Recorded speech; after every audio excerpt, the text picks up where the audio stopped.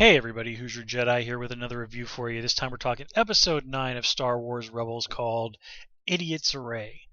And of course, this is an episode that fans of the original trilogy should be really excited about because, of course, they have Billy D. Williams come in and reprise his role as Lando Calrissian.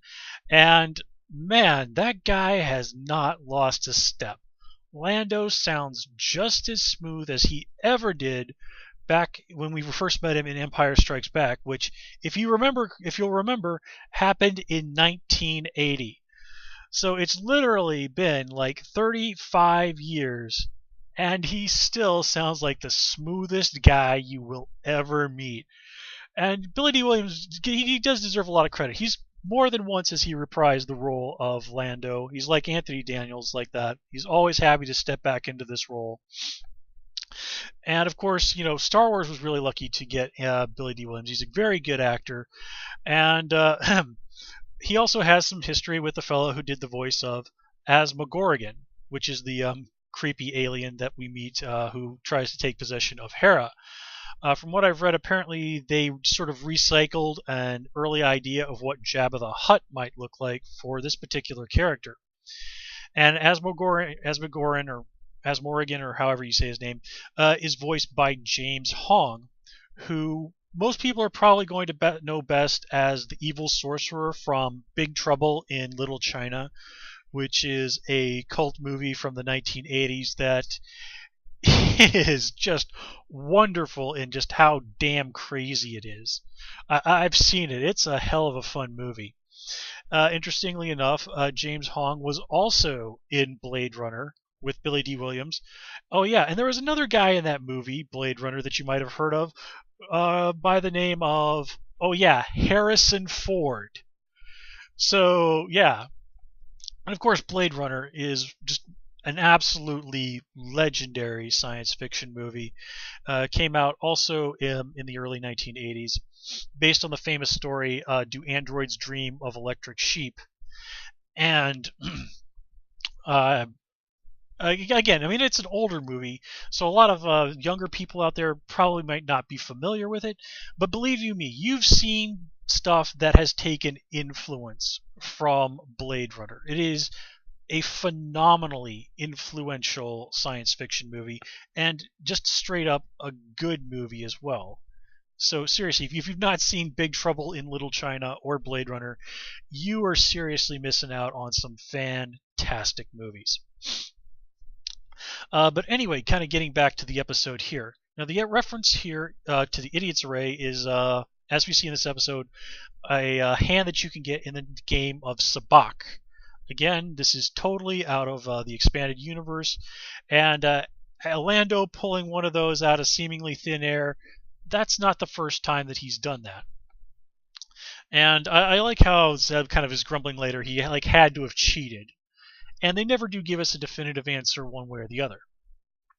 Now, in all fairness, Lando has long been presented as, he's very, very good at gambling. But even he admits he doesn't win all the time. And if you've taken a notice of Lando's character, it's probably not too surprising to think that, he wouldn't be above cheating. But anyway, the Lando that we're looking at here is probably several years before he takes over as the man in charge over at Cloud City.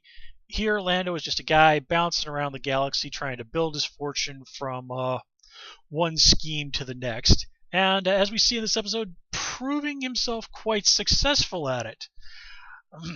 This is also during the time when, Han Solo and Lando were out there sort of, again, just young guys trying to make a name for themselves, crossing paths with each other, butting heads occasionally. And of course, this all ultimately leads to Lando actually losing the Millennium Falcon to Han in a card game. A game of Sabacc. Or was it Pazak? I can't remember. But anyway. So Lando is probably one of the best people from the original trilogy to really bring in and interact with the Rebels crew, just because, well, let's face it, you're never going to get Harrison Ford to come in and do Han Solo again. And people would just be horribly disappointed no matter who they got to reprise his voice. So again, Lando, excellent choice here, and as I said, he is in fine Lando form this entire episode. I love how he is, really bounces off the crew of the Ghost really well.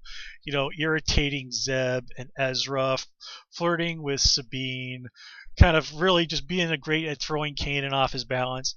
And it's really Hera, somebody who in a lot of ways is cut from very similar cloth, just applying those talents to very different causes. Lando is out there using his skills for himself, while Hera is out there trying to help people.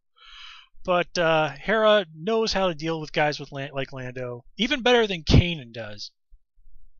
She rolls with everything that he throws her way, and as the episode implies, have probably punched him in the crotch, which Lando, by his own admission, admits he deserved. And of course, I love that bit at the end where Lando kind of says to the puffer pig or whatever the heck that thing was called, like, "Oh yeah, I let him steal that stuff just because I didn't want to pay them." And if you stop and think about it, well, it's never explained exactly how much Lando had agreed to pay them. It was probably more in credits than the food and fuel that they stole from him was worth. Now, of course, he does owe Hera a favor, but, small potatoes by Lando's books. So, oh yeah, and I love how Hera correctly calls out that Lando was very much playing divide and conquer with the crew of the Ghost. He was buddying up to Chopper and Sabine and Hera, the kind of people who seem to be the more savvy people. Kanan, he didn't really, he sort of gave Kanan a little bit of respect there, but he obviously picked up quickly that Hera was... Hera was somebody who operated a little bit higher level than he did. I mean, he basically saw that Kanan is manipulatable, when he won Chopper off of him. So really, it's sort of a case of buddy up to the girls and the droids. The guys here are the second bananas, which is actually a pretty fair assessment of the situation there on the Ghost. Let's see. And again, this is also kind of an episode where we get to see a little bit more of Hera going out there, reminding us that she is a very capable person, really able to handle things on her own. And again, somebody who is every bit Lando's equal in this whole skullduggery situation. We also got to see a nice moment between Kanan and Ezra, where Ezra kind of shows off that he's that blaster that he's built into his lightsaber. And even Kanan is like, "Okay, I'm impressed. And of course, we also finally get to see Chopper in a little bit different light. At first it seems like Chopper is really getting along with Lando, and of course by the end we find out that this was all just sort of an act of manipulation. But during the episode, when it looks like Chopper was really getting along with Lando, it sort of reminded me of... and Chopper has actually even by the creators been compared to a cat. Well, here Chopper kind of reminded me of one of my stepdad's cats, who doesn't seem to like anybody except for my stepbrother. And the thing is, though, my stepbrother is not really a cat person. He doesn't particularly like animals. But this cat absolutely loves him. It's very bizarre.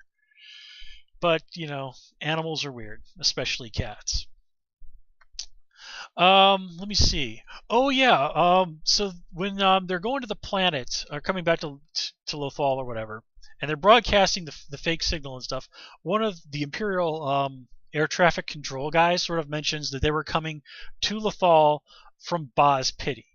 Now, Boz Pity is one of my favorite planets in the expanded universe. But if you know the expanded universe, you know that Boz Pity is basically a graveyard world. There's nothing but these sort of weird monuments to this race of giants that died off ages ago.